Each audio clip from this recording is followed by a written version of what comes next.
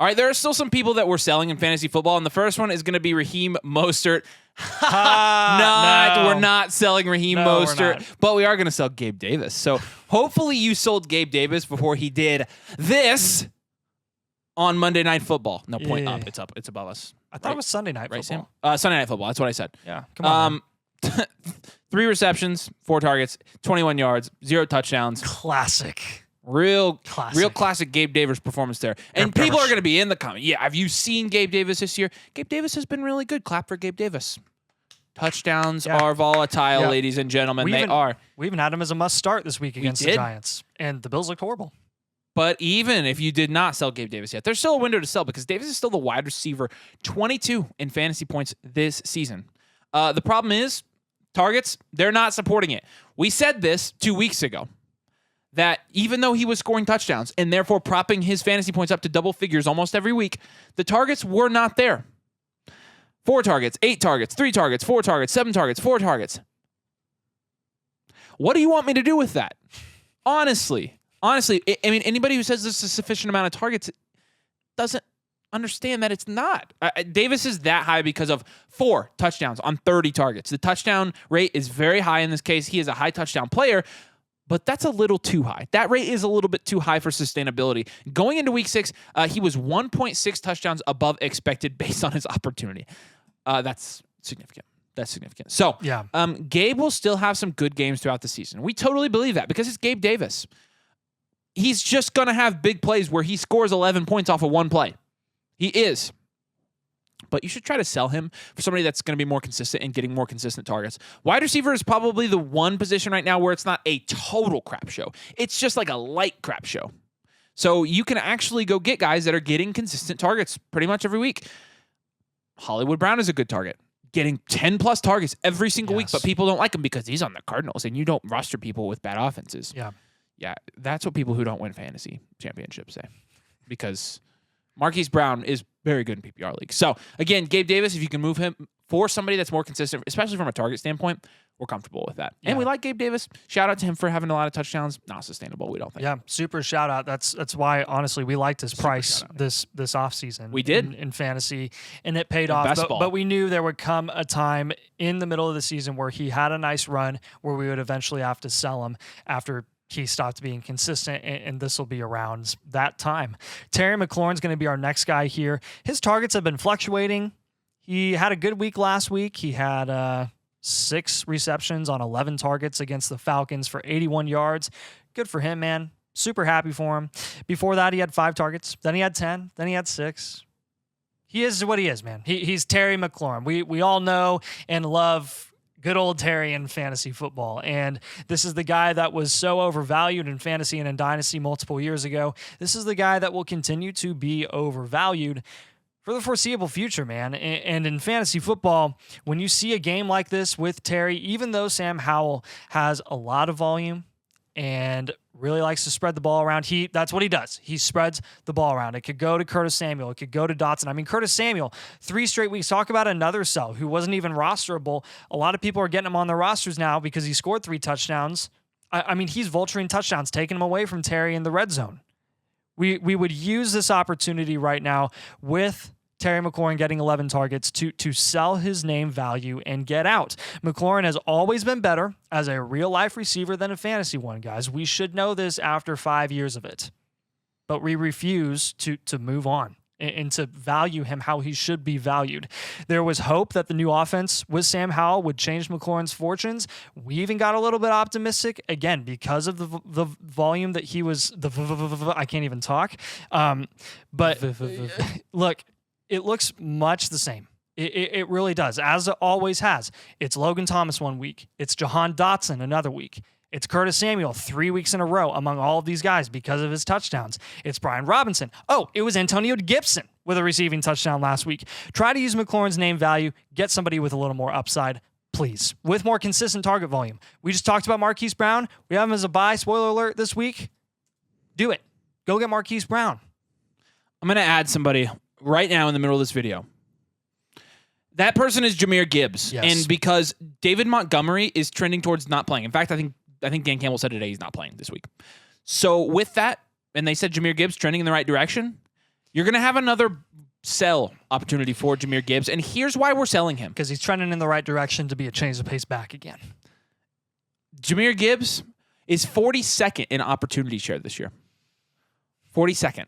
And the team run plays per game, he's 4th. So, they are running so many plays. 2.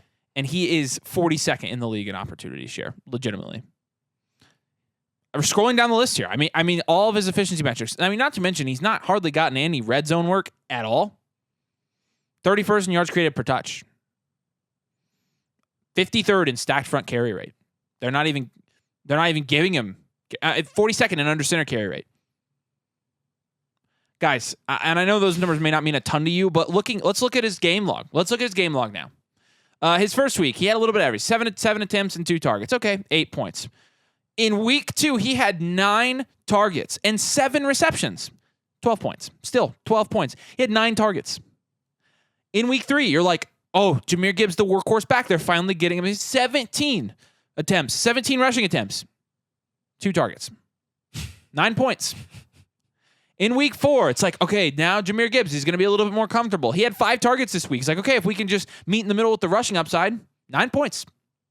So you might be asking yourself, why is Jahmyr Gibbs consistently getting 9 to 12 points? Really, 9 points every week? It's not his fault. It's because it doesn't matter if he gets X amount of targets. Doesn't matter if he gets X amount of runs. He's not getting any red zone work. I've not seen Jahmyr Gibbs in hardly any red zone packages for the Lions. I don't think people understand how significant that is. 0. For a running back and for a skill position player. For fantasy football scoring, touchdowns are paramount. You have to get at least some touchdowns. He's not even getting the opportunity to get the touchdowns, let alone scoring them. He's not been bad as a player. He's 9th in breakaway run rate. He's 19th in true yards per carry, 7th in target share. Right?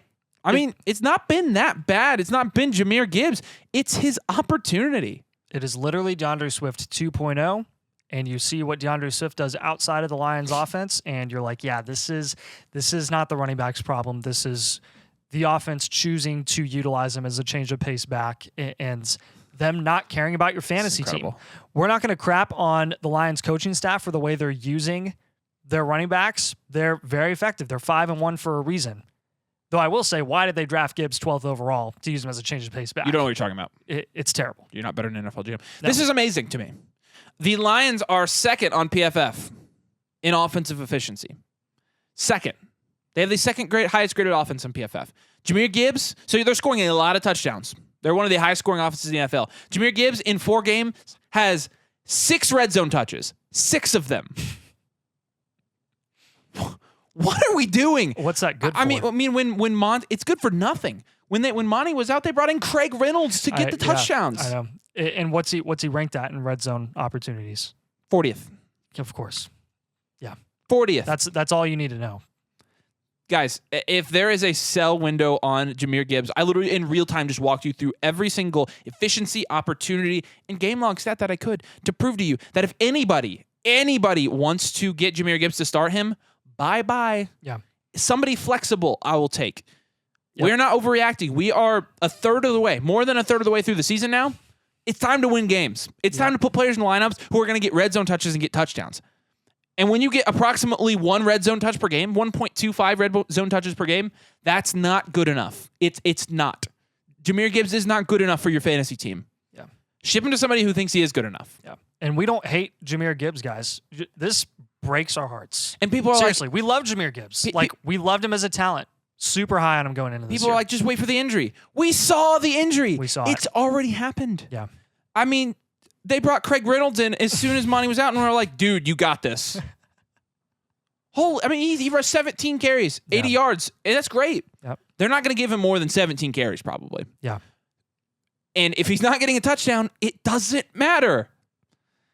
I love Jahmyr Gibbs. I loved him as a prospect. I feel so bad for him being on the best offense in the NFL and not being able to get any touches. Yeah. And I will continue to throw a fit about this. And I don't really care what you think about it. You're so whiny. You guys are so whiny. I'm going to continue to whine. Jahmyr Gibbs and the Lions. Why do you think we created a YouTube channel? It's so we could talk about what we think on YouTube. Okay, is that fine? Next guy. Yeah, I think it's also fine to say that Jerome Ford is absolutely a sell right now. Considering how good the Niners defense is, Ford had a pretty good game in week 6. 17 carries, 84 yards, and got 2 receptions off of that for 7 yards. But, the receiving upside, as small as it is, that's an extra 3 points for him. He's now running back 20 on the season, despite Chubb not getting hurt until game 2. But he had his lowest snap share of the season, and this is our big reason for why Jerome Ford's a sell here. One guy, and that's Kareem Hunt. Hunt continues to make this a true equal running back committee, 50-50. Kareem Hunt also having a good game. He took the touchdown that Jerome Ford could have gotten, but that's what happens in a running back committee. You never know who's going to score the points. You never know who's going to have the good day. You never know if they're both going to have a good day or if they're both going to put up 0 points. This week, it was Kareem Hunt's day, 16 points to Jerome Ford's 11. Jerome Ford, again, not bad. Probably his best game of the year. Hunt showed out too. You win fantasy football championships. You win fantasy football games with upside. What upside in this offense is Jerome Ford offering you? None. Nada. Zilch. Nothing. 0. No receiving upside. Almost none. Listen, a lot of people are going to point at this and say, look at Jerome Ford, what he's done. Guys, I promise you, and maybe this could come back to bite me. If you're flexing Jerome Ford, you're not seriously contending for your fantasy championship. No. Unless you're in a super deep league. Or if you're desperate, like on a bye week or there's injuries right now. If you're consistently flexing Jerome Consistently, Ford. Yes. That's not a serious team, guys. No. You're not serious. Nope. All right, Zach Moss. We've said this last week. Moss continued to reward fantasy managers in week 6 because he did have 7 carries, only had 21 yards, but he also had 6 receptions. So there's 6 points right there. And he also had touchdowns, so there's 6 more. So you go from 12 to 14 points for Zach Moss. But Jonathan Taylor's coming. The snap share in week 5 was 80-15 in favor of Moss. In week 6, it was 50-42 in favor of Moss. And you would expect that Jonathan Taylor will have the majority next week. There's going to reach a point here where Zach Moss is probably only going to have maybe limited upside if he ever gets a touchdown because Jonathan Taylor's the guy there. Jonathan Taylor's very good. Moss will continue to be a useful change of pace back for the Colts, but people who think that they're not going to play the man they just paid $15 million a year to, it's not happening. I wouldn't drop Zach Moss. No, not with that receiving volume. That was something I really questioned about Moss going into this year. I was like, what receiving opportunity is he really going to provide for you fantasy fans of him? And honestly, it's very Nyheim Hines-esque. For those of you that were Nyheim Hines owners, Nyheim Hines truthers, investors in fantasy over the last 3-4 seasons while he was on the Colts, like, that paid off a couple years. It didn't a couple other seasons, and it was because of his receiving usage and because of him being on the field when JT wasn't. Moss is definitely going to be that, and that's enough for you to roster him in the future when he's cheaper. And if you have to flex him, maybe you're optimistic. Maybe there's a chance that he scores a touchdown for you because he is still very explosive.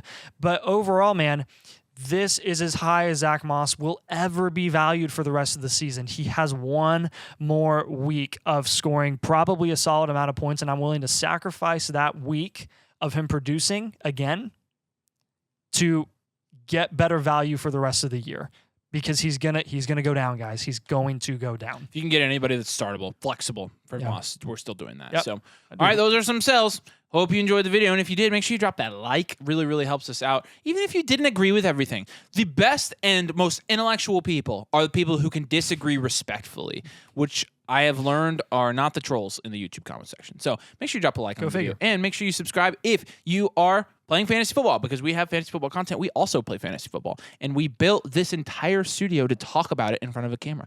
So we really appreciate it if you subscribe and you support our channel. Yeah, and the table. Yeah. All right, thanks for joining us, guys. See ya.